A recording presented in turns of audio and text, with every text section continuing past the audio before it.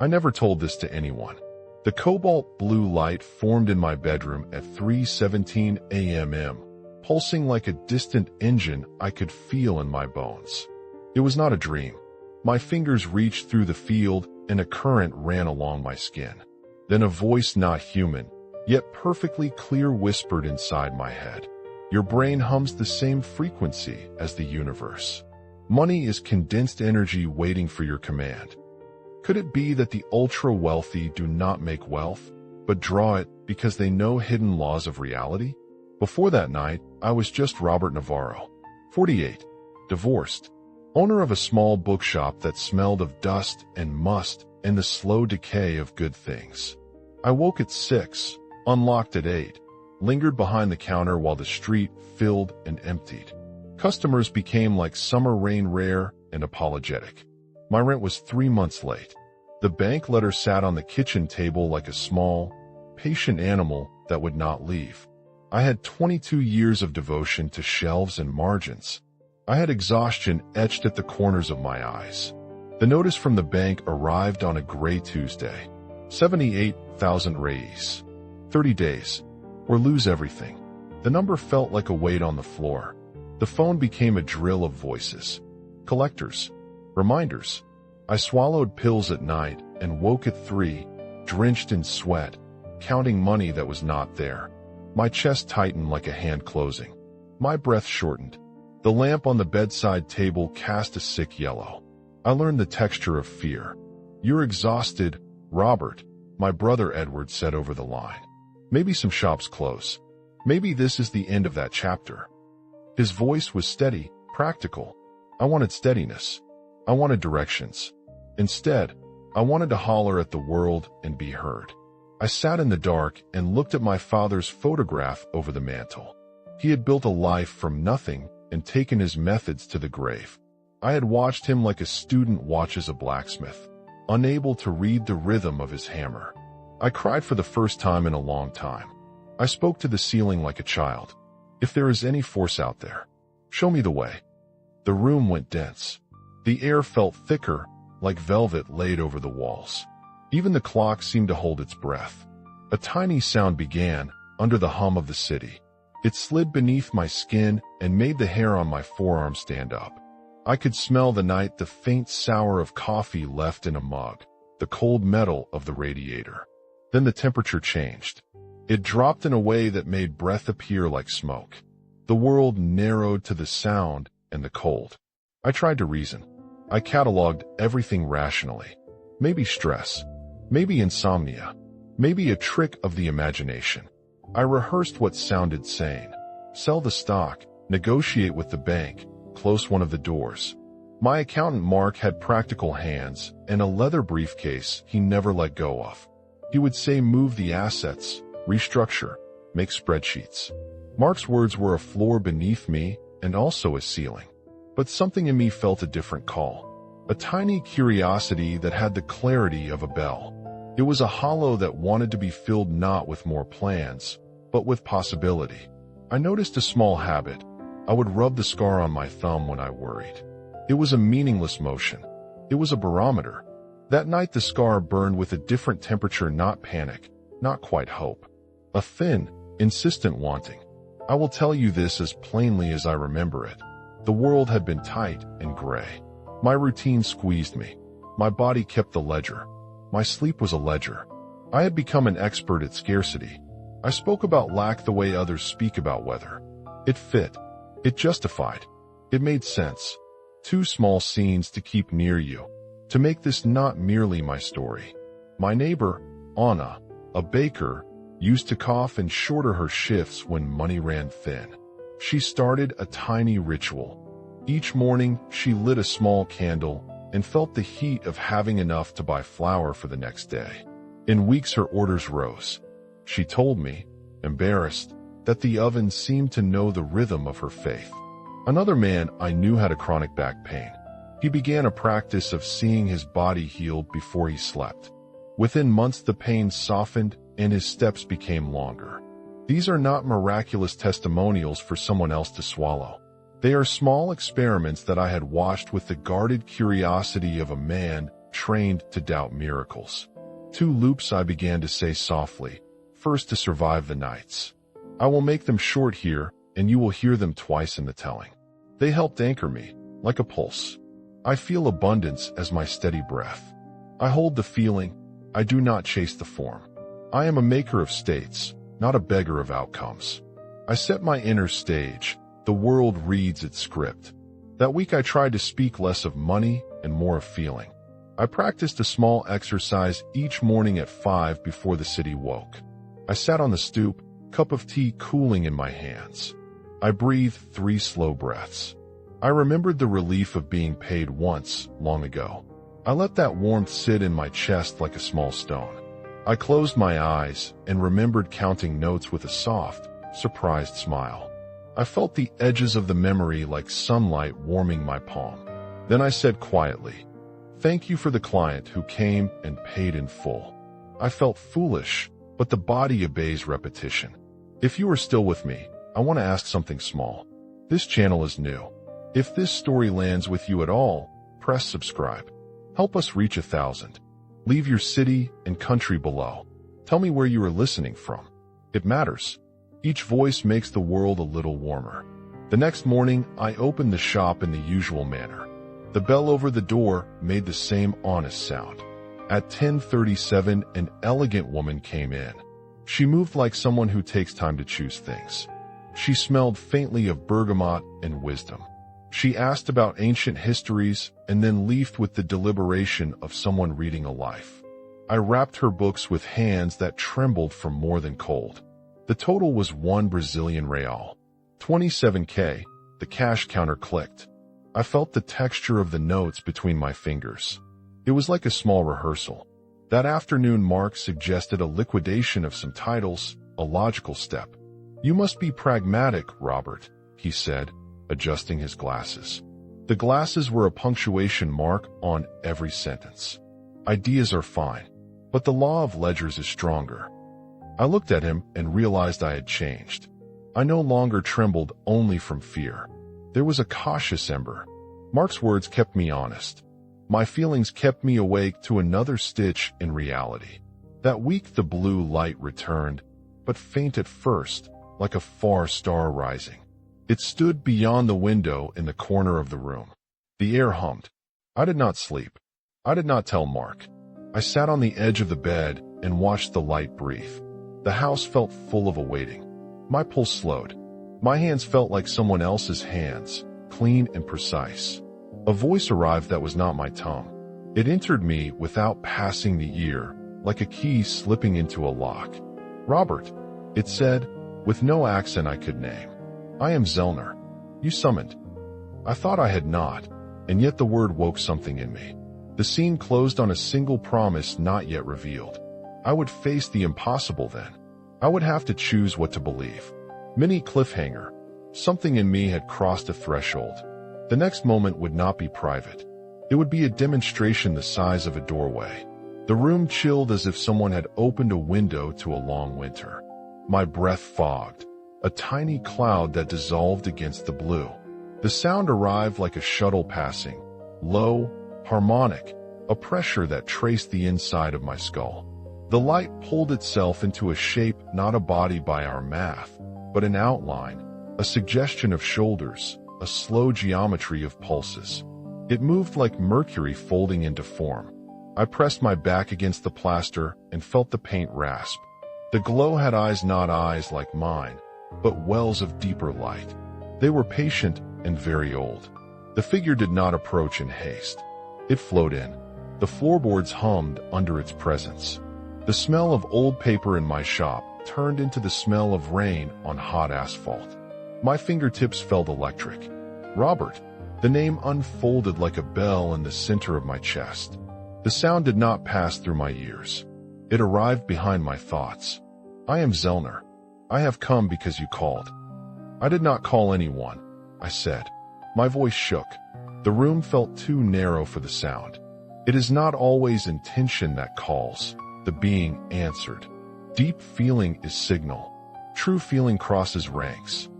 Its voice was short and luminous. Each word left a small silence to echo in. I tried to anchor myself with sense. I see it as if you turned its pages. I looked and saw the memory of a book. I reached without telling. The shelf yielded a single thump.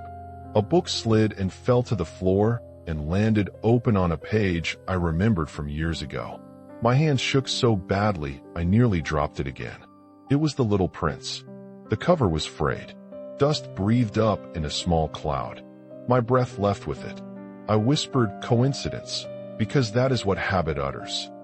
Coincidence is a word for the undesired bridging of two realities, Zellner replied softly. What you call luck is the visible trace of invisible programming. The wealthy do not rely on chance. They calibrate their inner states to the reality they wish to see. I folded my arms like a child who had learned to defend himself. So I think of money and it arrives? That's simple. Zellner made a movement almost like a smile. The air warmed where it moved. Not thought. Feeling. Thought is the map. Feeling is the path. When you feel as if it is completed, the field rearranges itself to reflect that completion. Why do some people succeed and others fail? The question felt like a dare. Most imagine their future but feel their fear, Zellner said. The field answers the dominant tone. The pattern of the lattice became a slow, breathing shape. You must become the thing you intend to be, not in words, but in living sensation. Then the field will obey. It proposed a test, a small, provable step within the radius of my life. Choose something unlikely, Zellner suggested. Make it sensory. Make it a memory, not a wish. Then let it go. I chose the oddest small thing I could, a customer buying 1,000 reis in books at once. The figure was a test of scale and of my willingness to feel completion without proof. Zellner guided me with the steadiness of someone teaching a hand how to hold a brush. Sit. Breathe. Pull the scene into you as if you remember it. Feel the money in your fingers. Feel the grateful warmth in your chest. Hold the texture of paper. Hear your own voice counting. The instructions were short. The silence between them was deep. I followed. I felt ridiculous, and then I felt something else. An alignment, as if a compass within me had snapped true. The oil on the gears of my skepticism began to slide. The body has a strange fidelity for repetition. It codes what it repeats. Then the being said 3 words that became an anchor. State. Don't ask. It paused. State is instruction. Ask is negotiation. I said the words given and they landed oddly in the room.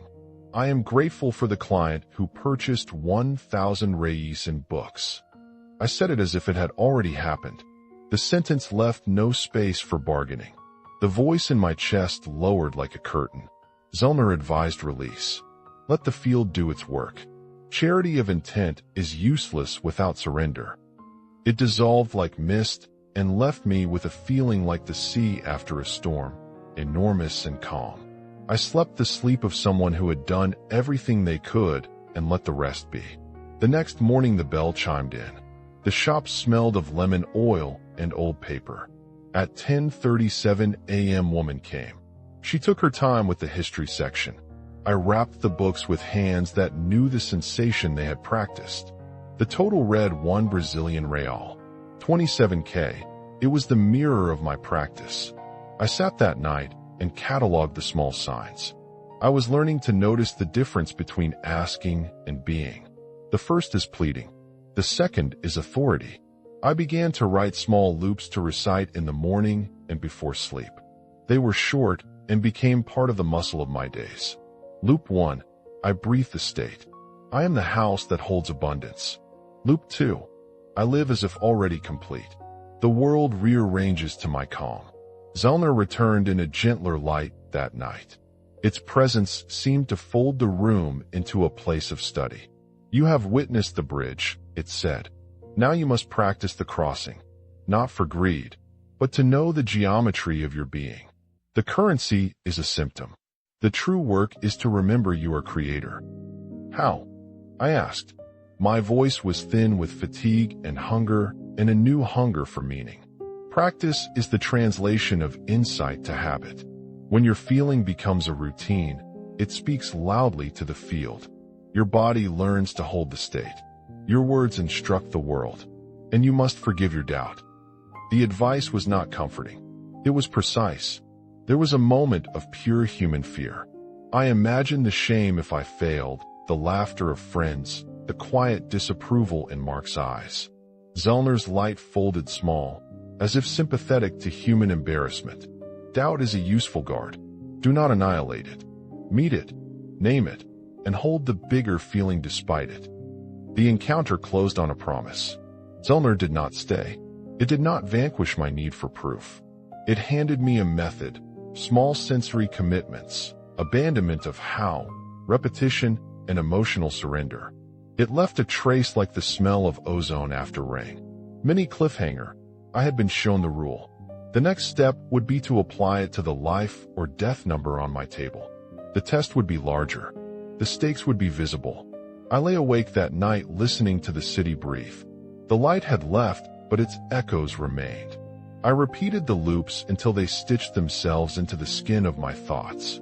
I felt a strange sturdiness settle in my shoulders. I am making states. I am the scaffold of what will appear. I will be accused of delusion in the coming days. I will also be offered evidence. The two will sit at table like strangers. I had to choose whom to acknowledge at the center of my life. The choice was narrower than I imagined. The next morning I rose and prepared for practice. The world outside continued its small cruelties and mercies. The shelf would be my laboratory. The ledger would be my test. The voice of the light sat quiet in my mind, patient as a tide. Mini cliffhanger. I was about to place the largest order, yet not of books, but of faith. The universe, it seemed, would reply in kind. The air between us seemed to thicken into a sheet of glass. I could see my own breath backlit by the blue, like a small fog caught in a lantern. The light made the edges of my books silver. It made the room quieter not because sound stopped, but because attention gathered into a thinner, louder place inside my skull.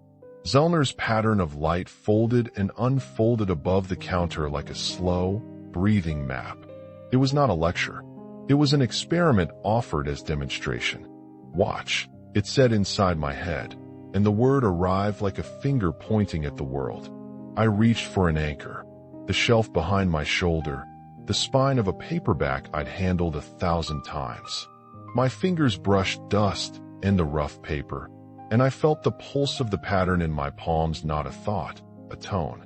Zellner asked me to think of a single, ordinary book, to feel the memory of its pages turning as if I had just done it. I pictured The Little Prince. It came into my mind like a pocket I had forgotten existed. The light above the shelf tightened into a shape like a lattice. Then a single book thumped loose and fell open at a page I knew by heart. Dust rose, tasting of time. My hands shook. The wood beneath my palm hummed.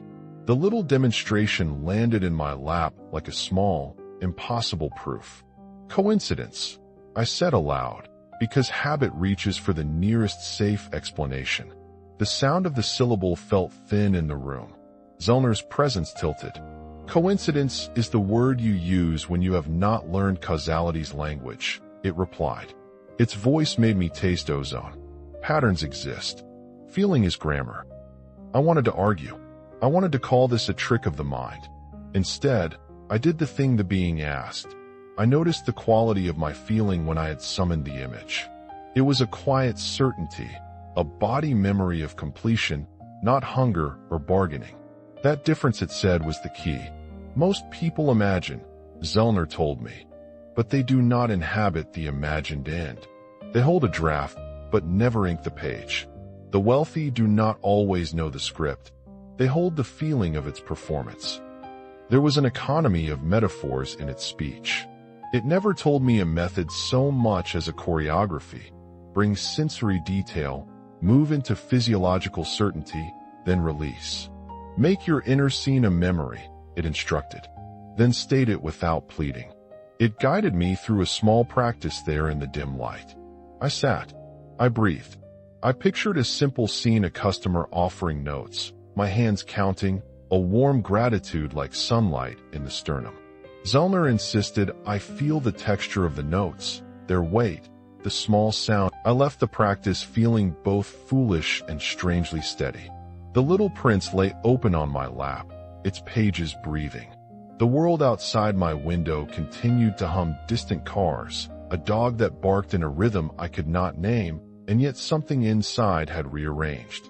If the field was listening to tone, then perhaps I could choose a tone it would not resist. I made 2 short lines to carry like a key in my pocket. I said them aloud, feeling the syllables set into tissue. I hold the ending. I live from the result. I am finished before the world proves it. They sounded arrogant in the echo of the small room. They landed as pieces of scaffold. That night I did what the being had asked. I slept with the scene like a practiced memory. The difference between asking and being was not a slogan. It felt like posture. It sat differently inside me. It would ask me, later, for endurance. Tomorrow the test would be small and public. I would try the state in the world I knew. The shop, the bell, a real stranger. I did not yet know whether the field obeyed a single rehearsal, but I had learned to shape feeling into instruction.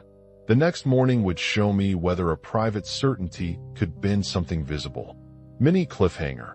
I would take the state into daylight and wait for a voice to answer the first public echo of what I had practiced. Morning arrived with a clarity I almost did not recognize.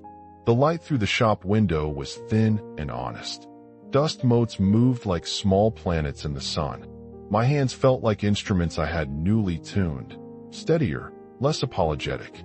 I made tea and stood by the door, feeling the shop like a body beneath my feet.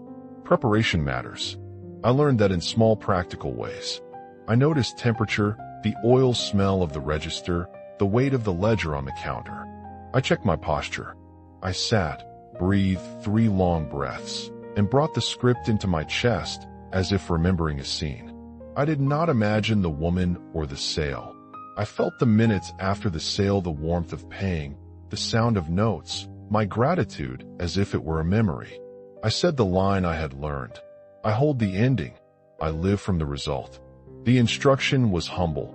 Pick something unlikely, sensory, immediate. Zellner called it a microproof, a small, testable change. I chose 1,000 reis in a single purchase. I chose not because the number would save me, but because it would teach me scale. I sealed the feeling into my body and then went about the ordinary work, arranging spine, folding a receipt, smiling when customers came in. At 10:37 the bell announced someone with careful shoes. She moved slowly, like someone reading a life. She smelled faintly of bergamot and patience. She walked the aisles as if weighing time. My chest held the practiced warmth. I wrapped her books with hands that knew the memory I had rehearsed. When the total came, it was 1,270 reis. My fingers felt the notes as if I had already placed them into my palm. The sound of the cash drawer closing was the exact timbre I had heard inside my practice. The roll of the tape smelled faintly of lemon. The scene matched the rehearsal down to a small laugh that escaped me when I counted the change. The experiment isn't always dramatic. Often it is a steady accumulation of small signals that the field is responding. That day I cataloged each detail, the texture of the money, the surprise in my own throat, the way my shoulders lowered as if a weight had been removed. Zellner had been precise. Make it a memory, not a wish. That sentence now lived in the rhythm of my day. I wrote the result in the ledger like a scientist noting a first reading. But I also knew the danger. A single event is not proof of universal law, only of possibility. So I practiced again. Each morning before the door opened and each night before the light went out, I returned to the same state. I broadened the scene with care. Imagine the bank call confirming the account. Imagine the envelope with the final payment. Imagine the ledger struck through and empty. With each routine, the feeling became less theatrical and more domestic. My body learned the cadence of certainty. Along the way, 2 small transformations threaded into the story like side stories that made the whole seem less supernatural. Anna, the baker upstairs, began to open her window and breathe as if abundance were air. She told me, almost embarrassed, that she had priced her loaves differently higher, with dignity rather than fear, and customers began to buy more willingly. Another neighbor, a locksmith who had stiff shoulders from decades of work, started a nightly ritual of feeling his hands warm and flexible. Within weeks, he moved with less complaint. These were not cures or miracles. They were experiments in rehearsal, repeated until the body forgot its old complaint. I also discovered practical rules that Zellner had hinted at, but did not fully explain all at once. State is not denial of reality. It is the calibration of your inner barometer. Doubt will come. Doubt is not an enemy, it's background noise. The work is to hold the larger tone in the room while acknowledging the whisper. When fear arrived, I named it out loud. This is fear. I hear you. I will hold the larger scene anyway. Naming reduced its power. The field, it seemed, obeyed persistence and specificity more than bravado. A new loop formed inside me, shorter and sharper than the earlier phrases. I repeated it before every shift, like a bell preparing a room for ceremony. I embody completion. I release expectation. The loop worked like a hinge. It opened the day slightly wider. Not everyone saw the change, and, more importantly, not everyone would endorse the method. That was okay. The experiment required no applause. It required practice. The city carried on with its commerce, and I practiced the quiet economy of inner alignment behind the counter. At night, when I closed the shutter and the streetlights pooled like small moons on the pavement, Zellner came back into my room like a soft tide. It did not scold or celebrate. It offered a new precision. Scale is a mirror of resistance, it said. The field moves quickly for small asks. Your mind resists scale. Meet the resistance like a friend. I slept that night with the ledger of small wins stacked beside my pillow. The test had worked, in a way a scientist would accept and a poet would marvel at. But Zellner's last sentence before the light dissolved into the corner of the ceiling tightened the room with a new promise. The method scaled.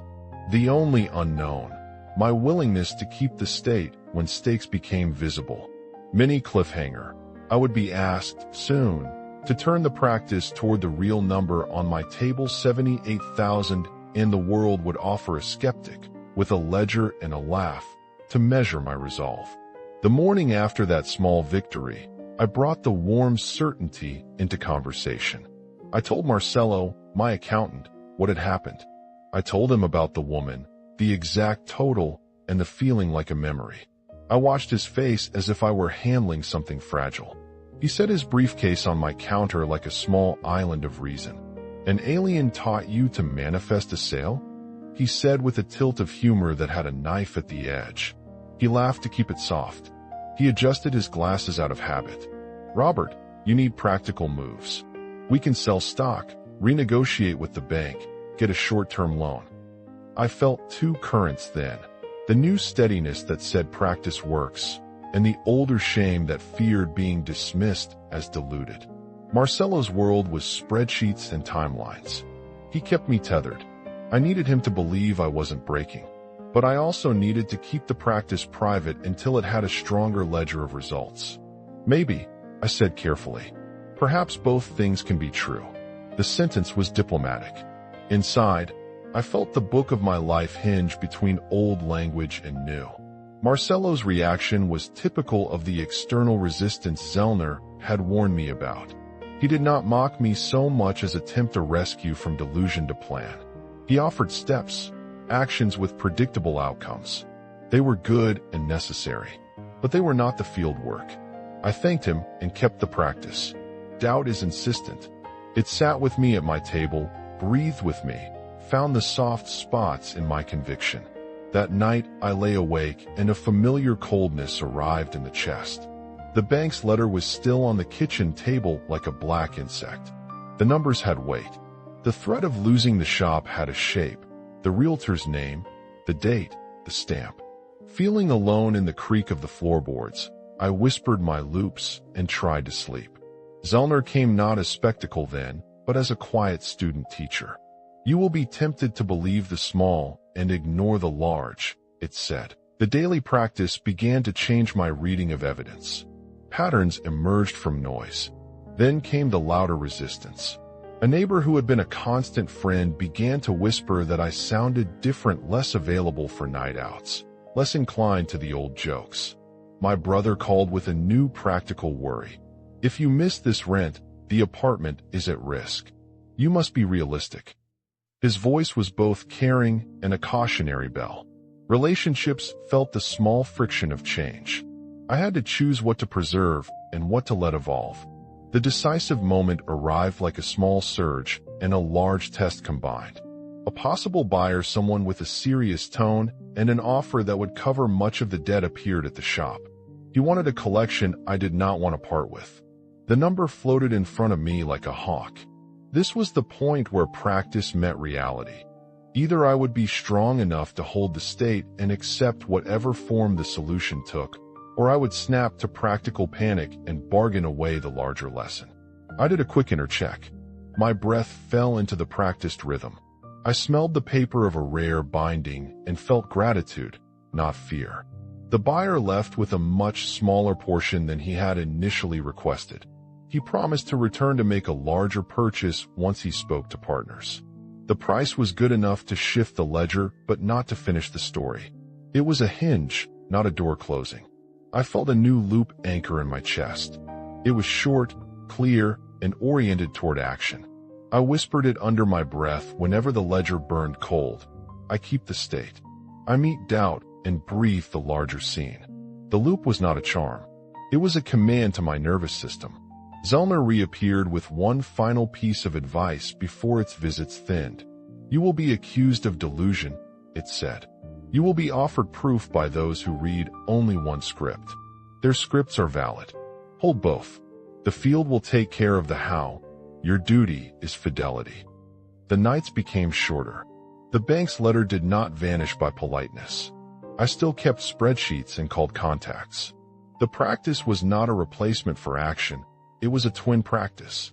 I honored both. 1 week later, the phone rang. The voice on the other end had the slow certainty of someone who buys things that do not appear on Craigslist. He had seen my site. He wanted a particular set of first editions. He was coming in the afternoon to see the collection. My heart did the small, contained rise that practice had taught me to observe but not chase. I moved with the familiar breath and the inner lines. I hold the ending. I live from the result. The day's events were about to test whether the field would obey scale when I did not flinch in the presence of doubt. Mini cliffhanger. Someone was about to cross my threshold whose offer, if it arrived as I had held it, would either close the ledger or force me to hold the lesson a little longer. The afternoon light in the shop had the soft honesty of linen. I remember the way the paper of the invoice crinkled between my fingers, how the inked numbers looked ordinary, and then, impossibly, like a bridge. My hands were steady. My throat, unexpectedly, was dry. I walked to the bank as if I were carrying a small, sacred thing. Inside, the air tasted of recycled breath and coffee. The clerk's badge caught the light. I set the collector's check on the counter and watched it reflect. My pulse moved in a calm, practiced tempo. I felt the exact pressure of the note beneath my palm, the same pressure I had rehearsed in the silence of the mornings. The teller looked at the amount and then at my face. For a moment, we shared a private bewilderment. He stamped the document and the sound was a small, decisive drum. I felt a warmth in my chest that was not only relief, it was recognition. I left the bank with the paper signed and the ledger lighter. The city noise returned, a tram bell, a vendor's call, and the world seemed unchanged and newly compliant. On the bus back, I pressed my thumb to the crystal Zellner had given me. It was cool and oddly familiar. People around me moved like facts. I moved like a possibility that had become fact. It was quieter than I expected. My breath stayed slow for a long time. The first ripples were practical. I paid the bank the installment that had been a centroid of dread. I told Marcelo the news and watched his face search for the angle of the spreadsheet in my story. He offered congratulations mixed with caution. Good. Now keep records, Roberto. His voice was steady. He needed the world to stay arithmetic. I liked him for that. But something in me no longer negotiated only with numbers. The check had closed one door and opened others I could feel, but not yet name. Neighbors noticed something too. Anna at the bakery began leaving a small tray of warm pastries on my counter in the mornings. She said it was gratitude, but I saw it as a mirror. When one person shifts, the tone of a street can change. The locksmith downstairs stopped complaining about his shoulder and asked, a little awkwardly, if I could show him the breathing practice I used at night. He began to stretch in a way that suggested less pain and more curiosity. These were not miracles announced with trumpets. They were the softer evidence of a field rearranging itself. Even with the check in hand, doubt visited like an old neighbor tapping on the window. I caught myself imagining new fears. What if the collector's payment was an exception? What if tomorrow the ledger demanded more? The old reflex was to sprint toward contingency plans. But now I had a counter habit. I stopped. I inhaled. I named the fear out loud. This is fear. I see you. Naming it gave it a shape and a seat in the room. It stopped existing as an accusation and became a fact I could steward. I began using short, precise loops to steady my nervous system. They were not platitudes. They were verbs for my body. I said to myself, quietly, I hold the ending. Later variations arrived. I live from the result, and I wear certainty like a coat. Each version landed somewhere slightly different in the body, one steadying the chest, one loosening the jaw, one smoothing the breath. The loops were small instruments I learned to play. A week later, a man with an accent and calm hands returned. He wanted more than the lot he'd bought. He wanted an ongoing relationship. We negotiated not with panic, but with value. He asked for a catalog, and I found myself describing the books with a precision that felt like devotion. He left with promises and an offer to wire further funds. The field had not only paid a bill, it had opened a pathway. Still, I knew this proof alone could be romanticized. A single sale, a single check, they could be dressed up as destiny and called proof. Zellner had warned me of that. The final test was not the amount in the bank. The test was my ability to keep the state when stakes grew visible and voices of skepticism grew louder. I had to hold the quiet knowledge of completion while the world demonstrated its usual skepticism. That night, after the lights in the shop went down and the street smelled of rain, Zellner appeared at the edge of my field. Its light was calm, not triumphalist. You have proof, it said. Now you must learn stability. The phrase landed like a stone. I felt the ground under me settle. The next thing I would be asked to do would require steadiness at a new scale. The promise was soft. The cost was not yet clear. I slept with my palm on the paper from the bank and the crystal under the pillow. My breath carried a different weight. Outside, the city slept with ordinary alarms. Inside, something had been completed enough to change how the rest would come. A new test was gathering at the horizon. It would ask whether I would carry this state into the room where resistance made its loudest arguments. The answer was not yet full, but for the first time in months, I felt willing to try. Mini cliffhanger. Soon I would be asked to hold the scene when a skeptical ledger and a public skeptic arrived at my threshold, and the method would be measured not by a single miracle, but by continuity. Zellner's last teachings came like a tidal instruction, simple, inexorable, and gently inflexible. Its voice was not loud. It was the precise kind of quiet that commands attention. No method lives in ceremony alone, it said. Practice becomes habit. Habit becomes grammar. Grammar becomes world. The sentence sat between us like a small altar. It showed me practical translations of the state. Not doctrines, but gestures the body could copy. Choose 3 anchors, it suggested. A morning bell, a midday breath, a night closing. The bell could be a cup of tea, the breath a count, the closing a literal closing of the shutter. Small, repeatable, sensible. Then it added, speak the world into being with verbs, not wishes. I wrote the verbs down on a scrap of paper. Deliver, receive, settle. They were quiet orders. When I touched it, I noticed the breath slow, the shoulders drop. Zellner said not to idolize the object. The crystal is a reminder, not the power, it warned. But its effect was useful, a physical anchor to interrupt frantic mind patterns. I began to cradle it during quick resets. A minute of focus, a soft loop whispered into the collarbone. That tiny ritual became a lever for a larger state. Zellner also taught me how to meet resistance elegantly. Resistance is accuracy, it said. Name it, thank it, then return to the larger scene. So when a journalist asked sharp questions about luck and explanation, I answered from alignment. I said, calm and precise. I practice certainty as craft. I build evidence with repetition. The reporter's pen felt patient. My voice did not ask for belief. It only offered demonstration. We worked on the ethics of this practice. This is not an invitation to exploit, Zellner said. You must remain responsible. I thought of the locksmith and Anna, of neighbors whose lives were small and real. The method must not promise cures or magical outcomes for health or relationships.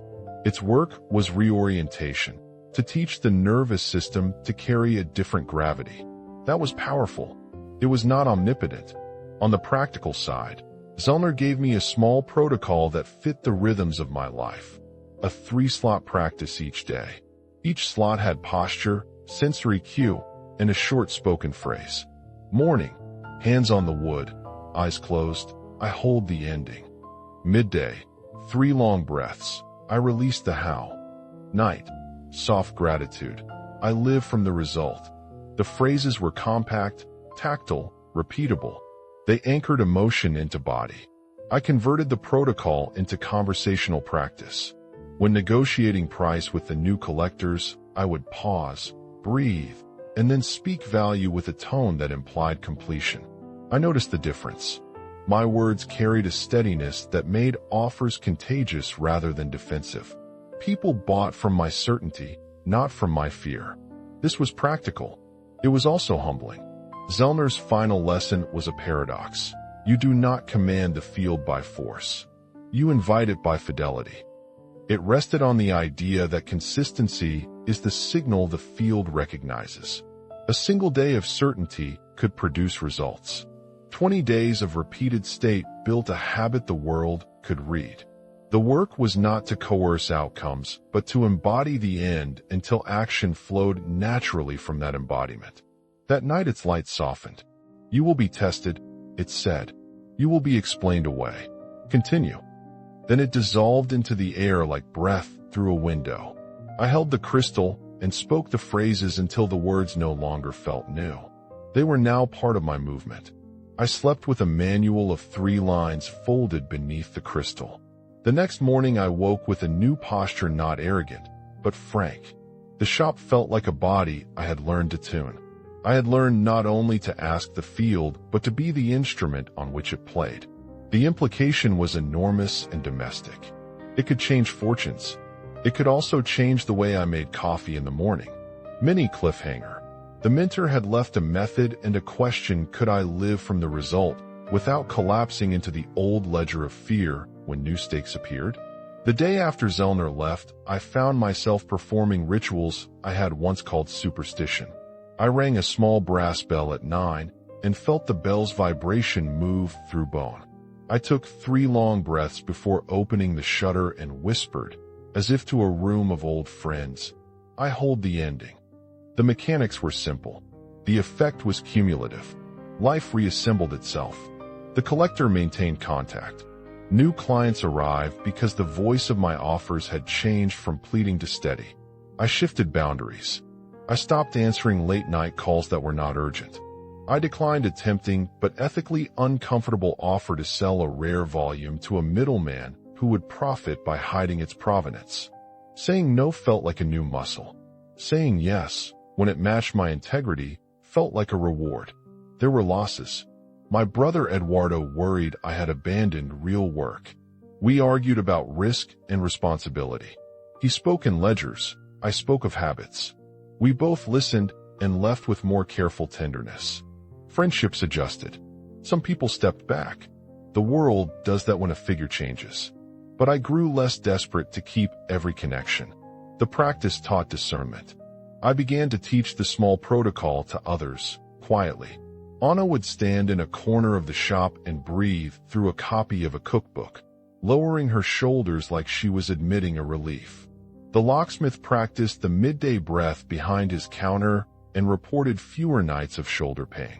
A university student who volunteered at the store used the nightly loop before exams and told me his sleep changed. These were small testimonies. They were not promises of miracles. They were evidence of habit shifting the body. I kept the crystal on the ledger stand, not as talisman, but as an anchor. When anxiety rose while talking to a stern bank officer, I rested my palm on its cool surface and said softly, "I am the origin of this outcome." The phrase did something practical. It altered my tone, my breathing, my timing. It turned negotiating into choreography instead of panic. Months folded into a new rhythm. I paid debts. I expanded the online catalog. I opened conversations with international collectors with a voice steadier than the first time. I purchased a small apartment that felt like a room I could hold. None of these things erased the memory of the nights on the floor with the bank letter. They were proofs of continuity, not anecdotal luck. I kept teaching myself to be clear about limits. I told people that this was practice, not magic. I refused to promise outcomes for health or relationships. I insisted on responsibility. That honesty became part of the legacy I wanted to leave. Power without care is vanity. The field respects tenderness. In quiet hours, I would touch the crystal and remember Zellner's last words. Remember who you are. The phrase felt less metaphysical now and more operational. Remember how to stand, how to breathe, how to use language as instruction. The shadow of my father's ambitions was still there, but now it braided with something else, a consciousness that chose its projects with care. The shop became a small node in a network. Collectors returned. A professor commissioned a lecture series on the history of rare editions and asked me to speak. I taught, not as guru, but as witness. This is the practice that changed my body. People responded to the mixture of humility and clarity. The network grew, not by spectacle, but by repeated attention. On a night that smelled like lemon oil and rain, I placed the crystal back into my palm. It vibrated faintly. I whispered my final loop for the ritual we had built. I live from the result. I offer value. I receive with dignity. The words were now ordinary. They matched the tempo of the shop, the rhythm of my steps, the way I set a book into a box for shipping. They were no longer a secret. They were a code I could hand to someone else. Zellner's departure had given me two things, a method and a call. The method was replicable. The call was to live as the creator I had remembered, not to hoard abundance, but to hold it as a tone that could shape others. The real measure of what I learned was not the bank statement, but the steadiness in the small choices of each day. There remained a question that still hummed at the edge of my sleep. If the field responds to fidelity and specificity, what thresholds had I not yet tested? What scales would push back harder? The door was open. The work continued. Mini cliffhanger. I had the ledger balanced and a life that felt possible, but beyond this horizon. Another portal waited. One that would ask not for money, but for a deeper generosity of being. Some nights the shop is a body, and I am the slow breath in its chest. The floorboards remember the weight of my steps. The ledger still smells faintly of lemon oil and paper. The crystal sits on the counter, and when I pick it up, the skin of my palm remembers the cold it learned that first evening. I trace the familiar rings on its surface, and the room folds inward like a page being closed. I wake before dawn now, not frantic, but attentive. The light through the shutter is thin, the city a distant ocean of low hum. I make the ritual without thinking. Hands on wood, the bell at 9 in the mouth of the morning, 3 measured breaths at noon, a soft close at night. These gestures are small. They are not superstition. They are rehearsals for my interior. They change my posture. They change how the ledger happens inside me before the paper shows any numbers. Once, the stone did not do the signing. My voice did. There were losses. There are always losses. My brother Eduardo and I are still learning new ways to be brothers. He wants ledgers and proofs on paper. I want evidence that moves like weather. We argued until our voices were thin with well-rehearsed grief. Afterwards, we sat on the stoop and watched a motorbike pass with a tin crate on its back. I felt my chest unclench. Saying no to certain deals felt like growing a new limb. Saying yes felt like finding a glove that fit. At the counter, Anna stands like a small ritual in motion. She breathes through the spine of a cookbook and lowers her shoulders. The locksmith taps the midday breath behind his counter and says his neck has stopped waking him at night. A student who once helped me wrap parcels wrote to say his exams felt simpler after he learned to count down from the finish. These are not miracles. They are alterations of the body's grammar. They are the quiet accumulation of small proofs. People ask me now, more quietly than before, does it always work? I answer with the only responsible language I have learned. It changes the field you operate within. It does not guarantee the other person's health, the market's volatility, or the weather. It changes your weight in the room. They nod and either leave or stay. That is the ethical line I hold. To offer a method and refuse the mantle of omnipotence. Zellner's crystal taught me how to make a question into a posture. It taught me the language of verbs as instruments. Deliver, receive, settle. These verbs are not commands to the world. They are instructions to the nervous system. To deliver is to wedge your shoulders like a sail into a wind you expect. To receive is to open the ribs like a gate. To settle is to arrange the hands so the body believes the matter is closed. I made a list the first month. 3 anchors, 3 phrases, 3 slots. I wrote them in the margin of the ledger like a prayer. The writing was small and firm. I read it back at night. There is power in small things repeated. It is the fidelity that calls the field. Once, late in autumn, a collector phoned from across the ocean. He wanted a book I had nearly forgotten. I could have offered a lesser edition and kept the rare one. I thought of Zellner and the ethics he breathed into the practice. I told the collector the truth about provenance. He thanked me. He offered more than market value and a promise of ongoing partnership. The choice to be honest did more than feed my bank account. It shifted how I slept. My voice changed in the market too. When I negotiated shipments, I no longer pushed. I anchored. The language moved from begging to completion. We will deliver by Friday. I would say as if the boxes were already stepping onto the truck. People responded, not because language is magic, but because it organizes expectation.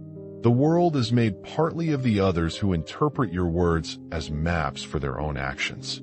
I learned to meet resistance as a practice. It arrives as a practical thing. A tight customer, a skeptical journalist, a family who does not understand your new posture. I name it. I think it. Then I return to the larger scene. The naming is small courage. The thanking is a release. The return is fidelity. The shop became a laboratory of living proofs. I cataloged them not as trophies, but as data. The locksmith no longer woke at 2 a.m. with shoulder pain. A neighbor stopped calling with late-night bargains that cost me more than money.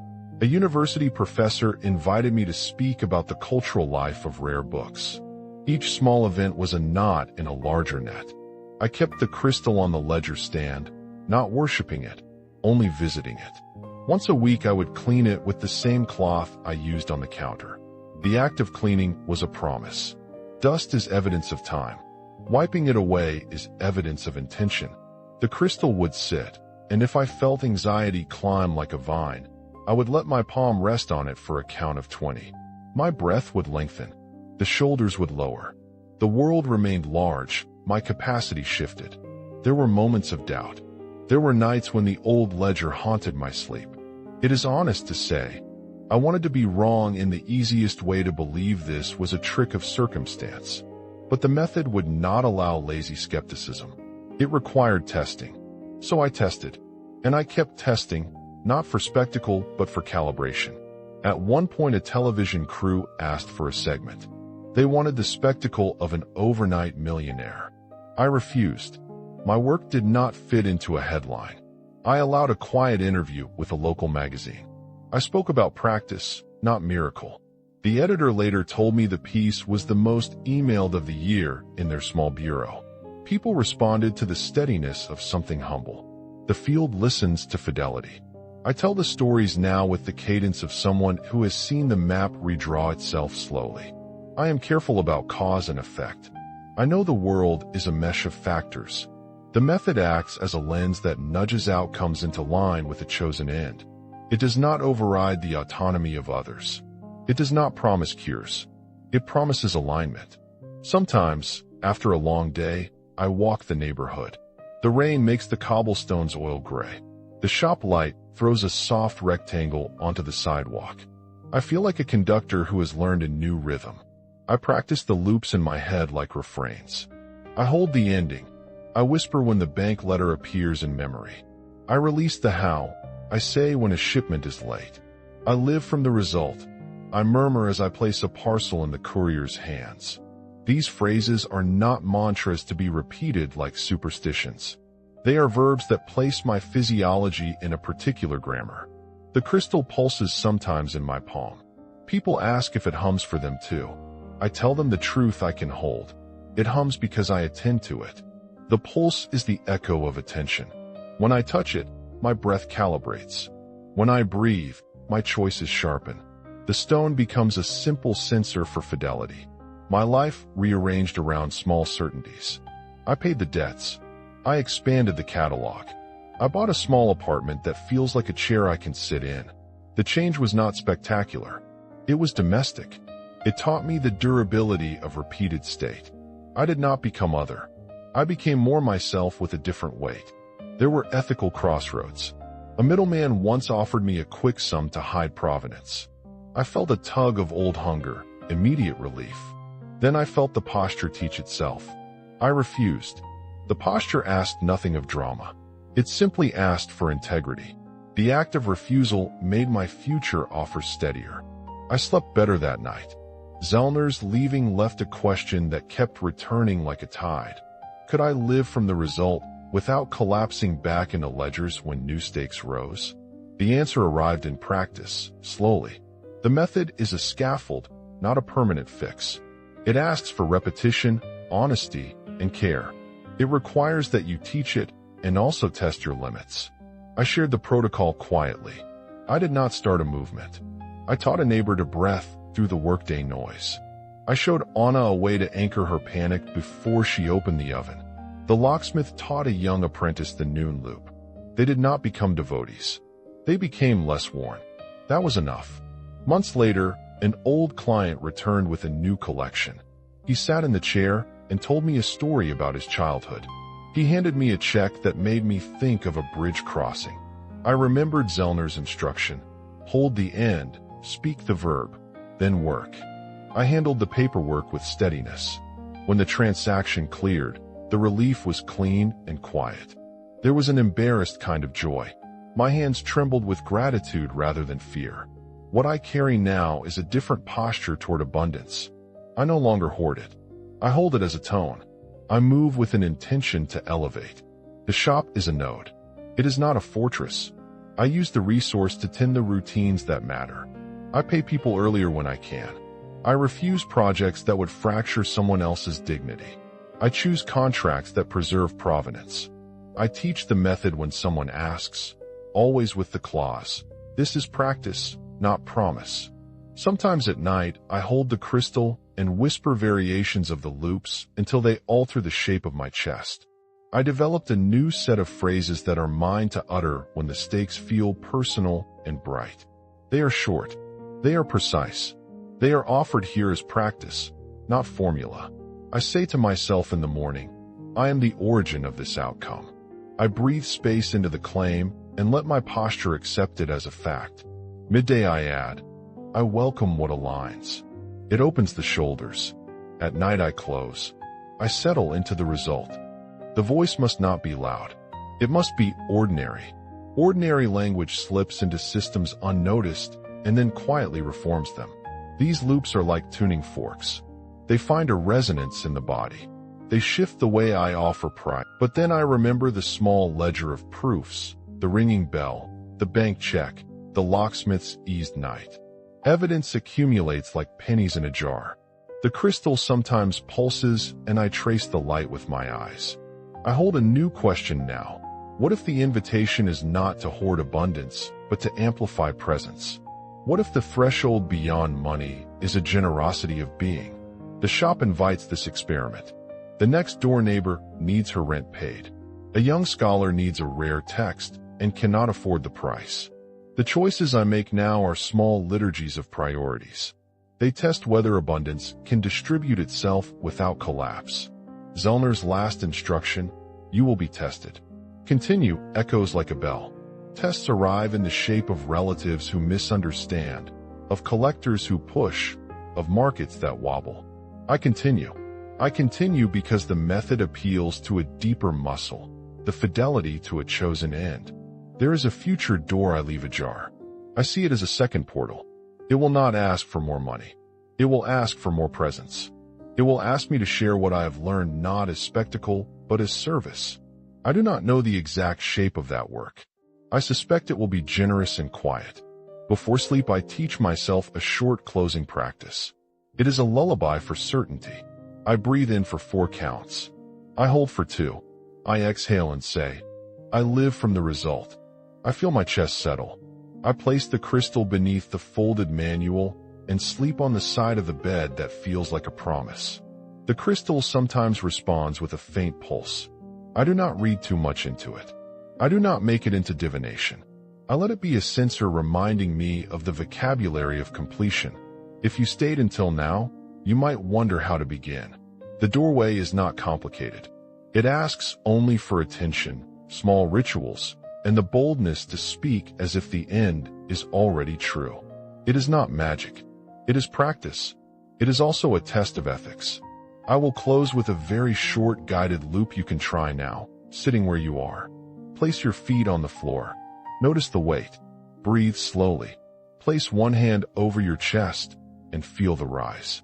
Inwardly say, I hold the ending. Breathe 3 times. Then say softly, I release the howl. Breathe again. Finally whisper, I live from the result. Hold silence for 5 slow counts. Open your eyes. Notice what shifted. My final loops, the ones I carry like coins in a pocket, are simple and original to this story. Say them aloud if you wish. Say them to the rooms where you negotiate, the emails you send, the choices you make. I am the origin of this outcome. I welcome what aligns. I settle into the result. Keep them small.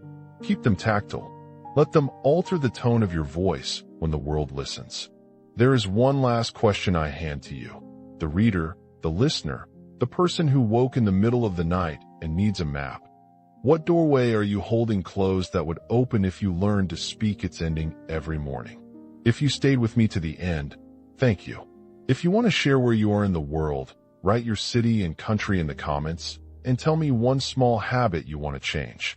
If this story mattered to you, consider subscribing. It helps this quiet work reach more hands and more shop counters.